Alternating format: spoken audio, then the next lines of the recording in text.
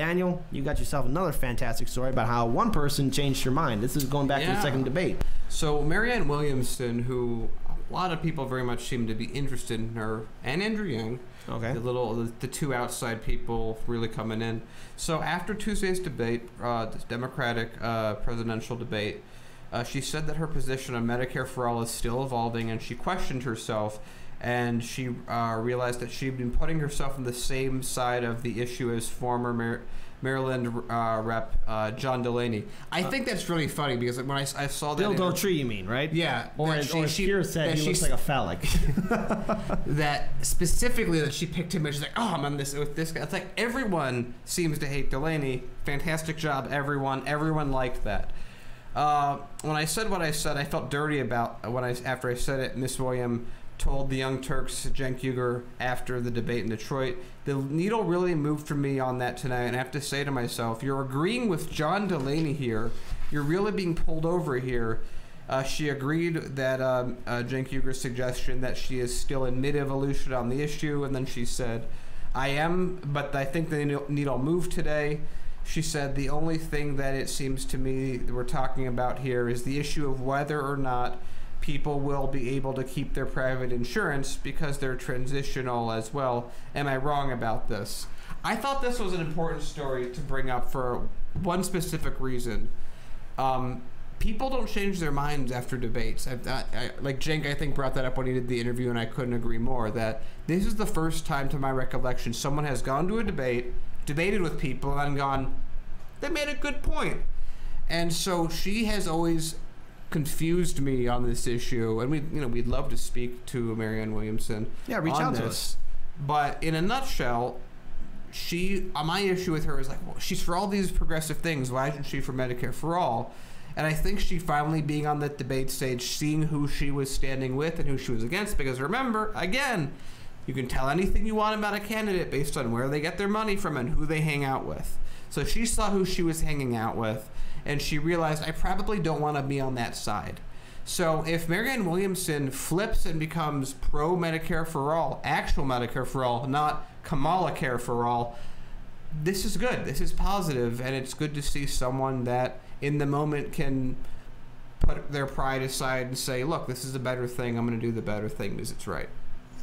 I think it's a little bit weird that it took the obvious bad optics of having to agree with John Delaney on stage to get her to go, ooh, am I super wrong about this? It's like, yeah, you're super wrong about this, and people have known that.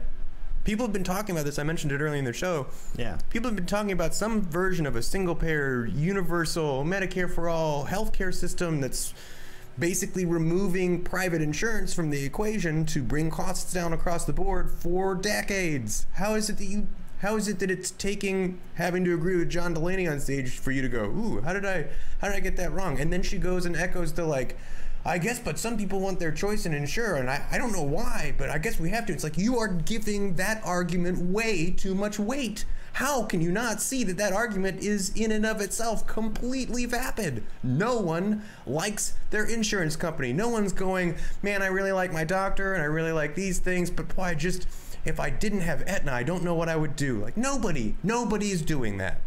Like, why didn't she see that earlier? And that's what bugs me a little bit of it. I have to agree because with that, it's not her big thing. It's not her big policy platform. Mm-hmm. Like, and that tells me, I'm not sure I can trust that this will get enacted. She gives too much credence to these obviously terrible arguments that if she were elected, I don't have faith that insurance lobbying won't carve out some middle ground and erode the core underlying idea of a single-payer Medicare for all system. Okay. I think we might end up with a Medicare for insurance company system like Kamala wants. All right, so shout out to Schulte100. Thank you so much for the super chat. Again, anyone who does this, you're really helping our channel grow. We really appreciate it. This is from Schulte100. I think you folks are doing excellent work in covering the stories that matter the most, and he also ends it with best. Thank you so much. Look, our main goal here at Heartlands Media in the long run is to do a weekly show doing consistent quality content and covering news that corporate media will not cover. I want to hand it, Paul, you had one more point? Oh, no, I'm done. I've vented quite enough. The angle I would look at it from is Marianne Williamson to me doesn't seem like a person that I would give any real like she's there for what she's there for, but I don't think she sees herself as someone that's going to perhaps win. I mean, she'll say it and she'll have like some hope of maybe she'll be able to do that if a bunch of people just vanish, like Thanos style or something. But I think that it's important, if you look at it from that point of view, that she's someone up there that has a voice that's taking up an amount of time in all these debates. If she's in the next round of debates, and it's better for her to be speaking pro Medicare for all in the purest sense rather than being on the fence. It's just another ally. It's just another, people, it's going to be easier for people that are on the fence with Medicare for all to go with it if more people on stage are for it. It's, that's, I look at it like that. I think it already has overwhelmingly popular support. Yeah, but just every little bit will help. Right, and I think also looking at the bigger picture too, because we don't know who we know who will be on the third debate stage. We don't know how many of the candidates will make it to that very eventful night. But I do know that Senator Bernie Sanders will be up there. Senator Elizabeth Warren will be up there as well. And of course, their differences on single-payer health care, Medicare for all are different. Mind you, during that first debate night, they were at least able to really defend it. And again, Cassie Lloyd, thank you so much for a $20 donation. Thank you, Kathy, so much. Helps us. It really helps us to build what we want to build here. And the thing is, there's potential for Representative Tulsi Gabbard to be up there as well. But was Marianne Williamson actually going on the record saying that, I was wrong about single-payer health care. There is room for that. But I am concerned about, well, then what is her original plan or policy towards the health insurance lobby groups, the pharmaceutical industry? Because again, in our earlier story that we covered, one bad day and you're at risk of becoming homeless. One of the leading causes of homelessness in the United States is because people can't afford to pay off their medical bills.